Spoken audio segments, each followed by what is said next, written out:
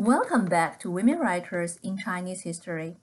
This video briefly introduces the history of the Yuan and Ming dynasties and the phenomenon characterized as the first high tide of women's writing in red brush.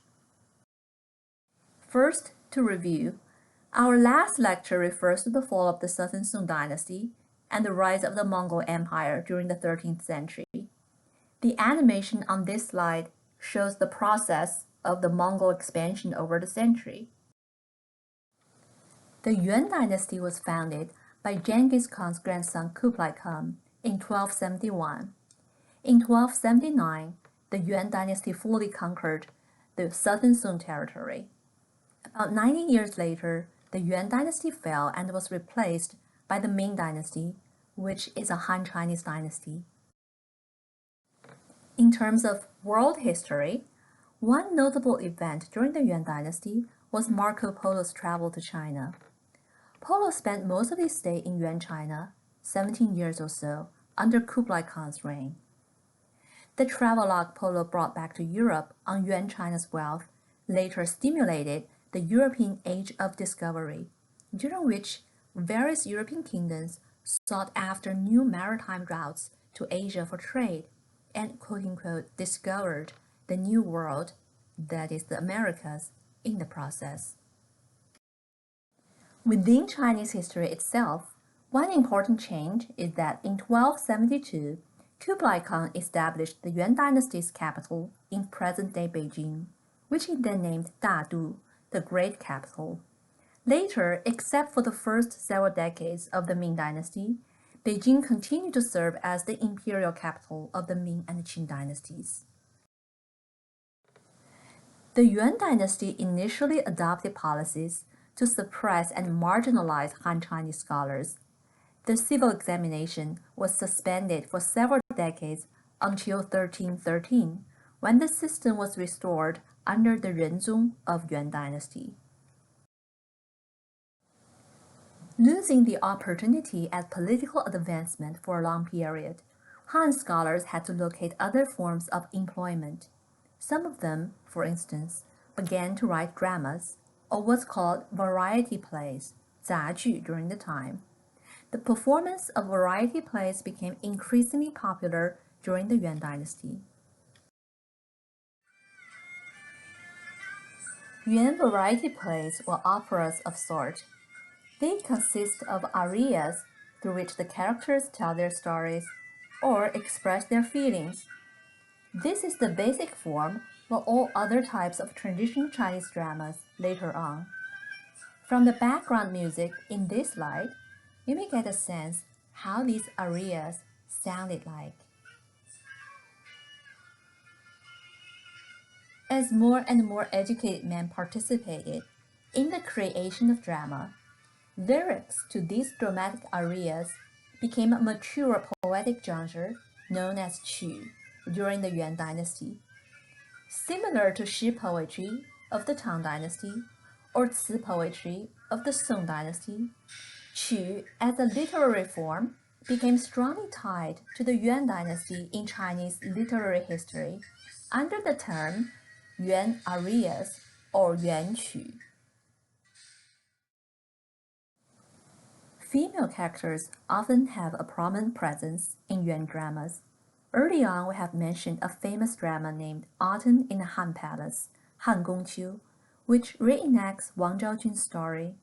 This drama was written during the Yuan dynasty by Ma Zhiyuan, who was one of the most representative poets of the Yuan arias. The rise of drama during the Yuan dynasty also created the profession of actresses, who were then mostly courtesans, as reported in Red Brush. As drama gained in popularity, it provided a new area of activity for courtesans who could now perform on stage as actresses.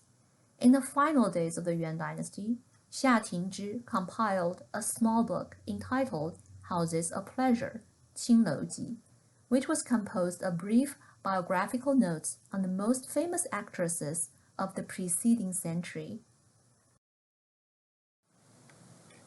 Yuan arias were mostly written by men.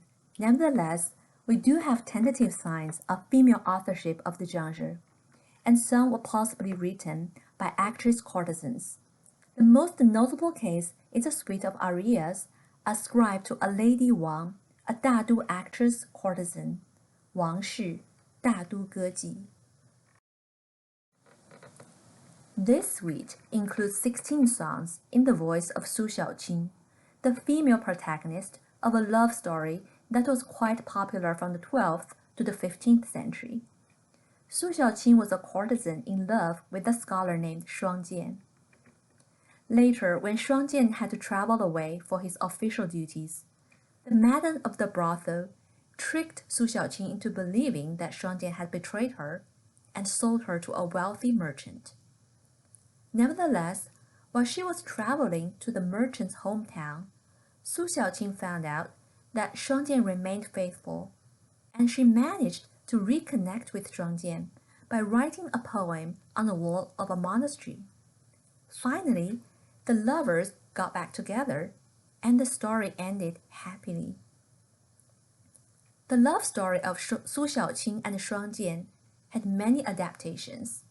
Lady Wang's arias are nevertheless quite distinctive in directly expressing Su Xiaoqing's anger and resentment when she is being tricked by the madam and sold to the merchant. In one aria, for instance, she curses the madam in the following words: "Ay, madam, how cruel you are, how cruel you are, so very hateful and vicious, so very hateful and vicious, with not even the slightest maternal feelings in your innards. May your house be burned down in 3,000 places, may you suffer heaven's wrath, may you break out in boils, and abscesses grow on 10,000 places on your back. How can you not provoke feelings of rage in my heart?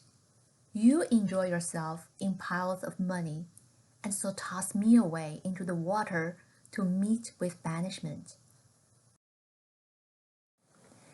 娘啊，你好下得，好下得，特狠毒，特狠毒。全没些子母情长度，则好叫3000场失火遭天震，10000处钉疮生被拘，怎不叫我心中怒？你在钱堆受用，撇我在水面上遭。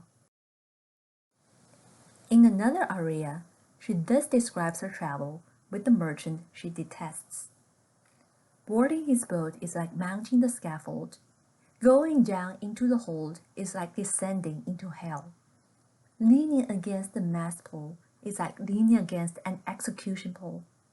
This is a floating prison that follows the wind as the rudder is turned, and carried by the stream, borne on the waves, I ride the prisoner's cart. As I accompany this despicable creature, he pesters me as if he were a round ghost, and pursues me like a shadow. 我上船时如上木驴，下舱时如下地府。靠桅杆似靠着将军住，一个随风倒舵船牢狱，趁浪逐波乘舰车。伴着这诺人物，便似冤魂般相缠，日影般相逐。Rarely do we see in traditional Chinese literature characters curse in such an angry manner with such visceral descriptions of one's sufferings. Considering that Lady Wang was a courtesan, we do wonder if she had written her own experiences and complaints into Su Xiaoqing's words. There's nothing left about who she actually was, but Red Brush contains the biographies of several actresses with the surname Wang from the period, as the possible author of the arias. You can take a look at these stories if you're interested in learning about the topic further. Now, moving forward with the historical timeline. The Yuan dynasty fell in 1368 in the context of natural catastrophes, disastrous economic policies, and peasant rebellions. It was replaced by the Han Chinese dynasty Ming, founded by Zhu Yuanzhang. The Ming dynasty lasted about 300 years until 1644, replaced by the Manchu dynasty Qing, which is also China's last imperial dynasty. During the period of the Ming Dynasty, major transformations were taking place in world history in the context of the European age of discovery and the European colonization of the Americas. During the early Ming Dynasty, several decades before Columbus' voyages, the Ming imperial court sent out 7 navy expeditions led by Zheng He, reaching as far as the east coast of Africa. Yet these expeditions were driven by very different agendas and did not lead to major geographical and political consequences. On the other hand, to trade with Asia had been the primary purpose of the European age of discovery, and Columbus' accidental encounter with the Americas was a byproduct of this purpose. Until his death, Columbus refused to admit that he landed anywhere other than Asia.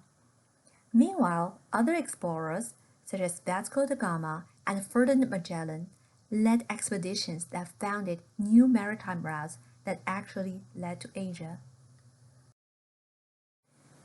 After the colonization of Americas, Europeans began to discover large silver mines in the New World. By the new trading routes, a large proportion of this New World silver entered Ming China and later Qing China, where silver had become the primary form of monetary currency in exchange of Chinese goods such as silk, porcelain, and tea. This economic pattern continued all the way throughout the 16th, 17th, and 18th centuries. By the history of the global silver trade, we can see that Ming China was a period of rapid economic and commercial developments. Another major development of the period was the flourishing of commercial publishing. Of course, all these are trends we already started to witness during the earlier Song Dynasty, yet they took place on a different, far more expanded scale. From the perspective of women's writing, we can clearly sense this difference in scale. In comparison to the previous dynasties, women writers of China's last 2 imperial dynasties, Ming and Qing, published and left behind a lot more works of their own. As described in Red Brush. As our previous chapters have shown, there have always been writing women in imperial China. For a great many centuries, however, only rarely were complete collections of their works preserved, and even the most well-known women authors have left us no more than a handful of poems and other writings. This situation changes drastically from the 17th century onwards. Not only does the number of known women writers dramatically increase, but there's also a significantly greater number of extant collections of writings by women. The standard bibliography of women's writings lists the name of 400 women writers for the Ming Dynasty and more than 3,000 for the Qing Dynasty. And for the latter dynasty, we find the titles of more than 2,000 extant collections.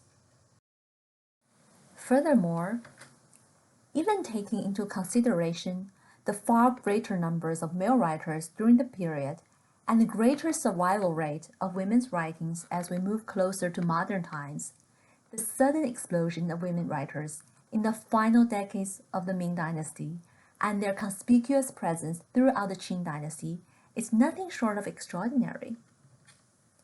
The phenomenon becomes even more striking when we realize it was very much a regional development. The overwhelming majority of writing women of this period came from the Jiangnan region, and within this region, from the greater Suzhou and Hangzhou area. As the authors of Red Brush describe, one factor behind the sudden emergence of so many women writers was the economic development of the Jiangnan area in southeastern China. The Jiangnan region mentioned here is basically the lower Yangtze Delta today. Those of you who are familiar with Chinese economy should know that the lower Yangtze Delta, which surrounds the metropolis Shanghai, is one of modern China's most important economic and commercial centers. Historically, the development of the lower Yangtze Delta began with the Han Chinese migration to the south after the fall of the Han Dynasty, and the region experienced rapid economic and commercial growth during China's last imperial dynasties, Ming and Qing, given the overall expansion of trade and commerce during this time, both domestically and internationally. Back then, Shanghai was not yet developed. Rather, the cities of Hangzhou, which was the capital of the Southern Song Dynasty, and Suzhou were the wealthiest commercial centers. The prosperity of the Jiangnan region contributed to the rise of gentry families in the area. These gentry families often owned lands while conducting certain businesses, or having sons finding success in the civil examinations and thus assuming government posts. To a degree, you may think of them as the middle class of the period, and in that light, Jiangnan gentry families were likely some of the wealthiest middle-class families in the world history during this time, roughly from the 15th to the 18th centuries. As mentioned, Jiangnan gentry families often had sons serving in the imperial bureaucracy. This was related to these families' heavy investment in education, so that their sons had better chances in succeeding in the increasingly competitive civil examinations. Throughout the Ming and the Qing dynasties, Jiangnan candidates enjoyed a dominating position in civil examinations, often winning the top ranks. One distinctive cultural legacy of Jiangnan gentry family is their elegant family gardens, characterized by scholarly aesthetics. A number of these gardens were preserved today, and you can visit them in Hangzhou, Suzhou, and other cities of the Jiangnan region. In this context of economic and cultural flowering, commercial publishing developed rapidly in the Jiangnan region and other urban centers, in the words of the authors of Red Brush. For the first time in Chinese history, an extensive range of leisure reading materials became available to the reading public. Women of Jiangnan gentry families were often literate, and they became readers of the many works of poetry, fiction, and drama that proliferated during this period. One might assume that this growing group of female readers would have been interested in reading books by other women. Meanwhile, there was also a growing interest in women's writings among male readers, the traditional consumers of written works, and likely a far larger group. These male readers certainly possessed more social power and more resources for cultural production and representation. In part, in a more sarcastic light, we may say that this interest was related to the quest for novelty in the commercial book market. That is, in the words of the authors of Red Brush, in their search for new subject matter, publishers began to take into account the possibilities offered by women's writings. Yet, at the same time, the increasing visibility of women's writing in the book market likely inspired more women to follow the suit to create and publish their own writings, as described by Red Brush. The 17th century saw the appearance of a rapidly increasing number of individual collections by women, as well as large anthologies of women's writings. These anthologies enhanced the visibility of women's writings and in turn probably inspired more women to write. Furthermore, the rising interest and increasing visibility of women's writing, starting from the Ming Dynasty onwards, was related to a cultural phenomenon modern scholars have termed the cult of Qing, Qingjiao. The word Qing has a wide range of meanings, but it primarily means emotion and feeling, especially love and passion. Qing could also mean something similar to sentimentality and sensitivity, that is, the quality of an individual as being able to experience rich emotions and express them. Rather than any actual or specific religious practice, The cult of Qing is a loose term that refers to a culture of romance, similar to what took place in late Tang Dynasty, as manifested by the exchange of love poems between courtesans and poets. However, this culture of romance in late Ming took on a new degree of intensity, both in terms of its social spread and its claims. As we're going to see, love was supposed to possess a power to determine life and death, especially for a sensitive young woman. The cult of Qing grew out of an ideological movement among intellectuals of the Ming Dynasty, especially from the 16th century onwards, as they grew increasingly critical of the Neo-Confucian orthodoxy they must study and embrace for civil examinations. In reaction to rigid and dogmatic Neo-Confucian principles, scholars of the Ming Dynasty began to pursue a more liberal branch of Confucian thinking, known as the philosophy of the heart-mind, Xinxue. Here, Xin is translated as the heart-mind, since the heart in traditional Chinese thought is treated as the site of both emotion and intelligence. Wang Yangming, who lived between the late 15th century and early 16th century, was a famous philosopher of the philosophy of the heart-mind. Simply put, he argued that the individual mind is the sole realm where moral categories exist, so one should not rely on or blindly follow external authorities for determining the truth.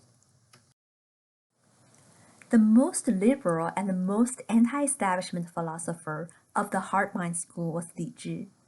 His teachings were so nonconformist that he was imprisoned in his 70s, and he died by committing suicide in prison.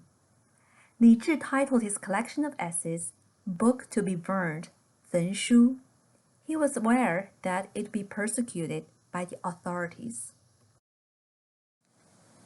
One of Li Zhi's best-known arguments was that society and bureaucracy were governed by phonies and hypocrites, since they followed the ritual order and studied the classics only for the wealth and power that came with these practices. In other words, social and political power had gone corrupt, and scholarly learning had deviated from the original purpose of moral cultivation. Therefore, in one of his most famous essays, Li Zhi argued that a child's mind was the most pure and the most authentic, since it was not polluted by civilization. So here, once again, we're witnessing a complex cultural phenomenon.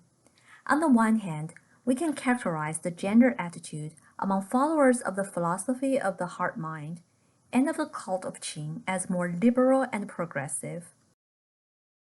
On the other hand, this more progressive gender attitude grew out of the assumption that women belong to the household and are essentially emotional beings. It was not tied to any actual feminist agenda and worked to reinforce women's image as the weaker sex. The leading cultural figures of the cult of Qing were all men as well. The most famous representative is the playwright Tang Xianzu. Tang Xianzu was contemporaneous with Shakespeare. He and Shakespeare, in fact, died in the same year, 1616. Given that Tang Xianzu is the most famed dramatist from traditional China, he's been referred to by modern scholars as China's Shakespeare. Tang Xianzu's fame as a dramatist was built on his 4 dream plays, as we can see on this list. On the side is an illustration of one scene in which the character is dreaming. The scene within the bubble is her dream world. All of Tang Xianzu's dream plays are of fantastic nature and interfuse reality with dreams. The most celebrated of these dream plays is The Peony Pavilion, Mudan Ting, which is also the ultimate literary manifesto on the cult of Qing. In terms of their dramatic form, all of Tang Xianzu's dream plays were written in the style of the Southern drama or Kunqu. We can hear a sample of Kunqu in the background here. Kunqu rose to popularity in the Jiangnan region during the Ming Dynasty. It's also a form of opera consisted of arias. The lyrics to Kunqu arias are very elegant, similar to Ci poetry. Full Kunqu plays are usually very long, and often only individual acts were performed. Kunqu scripts were often published as books and read as fine literature.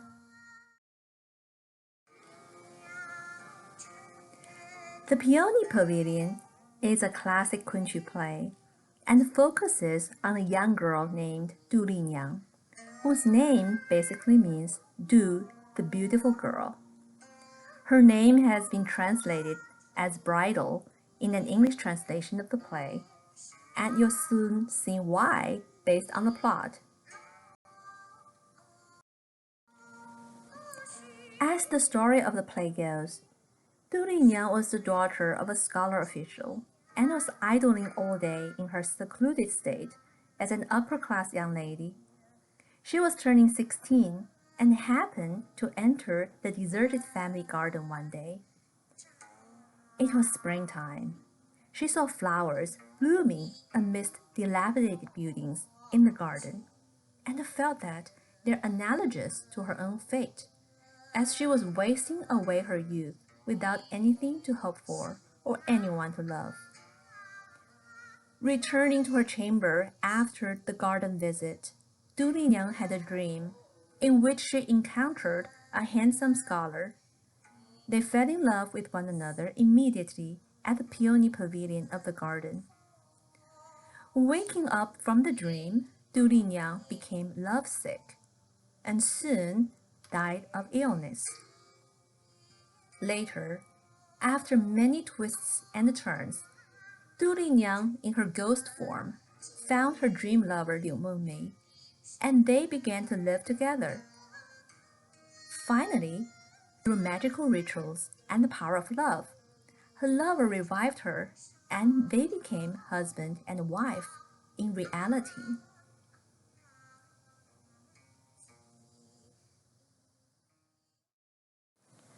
The Peony Pavilion has a famous preface, which contains the following statement on the power of love. No one knows where love comes from, but once it comes, it goes deep. The living can die from it, the dead can be brought back to life. And if the living cannot die from it, or if the dead cannot be brought back to life, then it is not the ultimate love.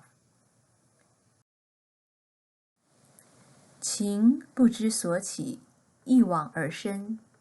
生者可以死，死可以生。生而不可与死，死而不可复生者，皆非情之至也。This preface may be read as a manifesto on the cult of Qing and the power of emotion. However, it's after all a vision manufactured by men, though expressed through the image and voice of women. Nevertheless, in the context of a general cultural interest in women's embodiment of the power of emotion, writings by actual women became more accepted and in turn became more prevalent. Hence, we witness the phenomenon described as the first high tide of women's writing during the Ming Dynasty. In the next lecture, we'll look at the life and works of several women writers from this period, mostly from the 17th century. Please complete the quiz on this lecture first, before you move to the next video.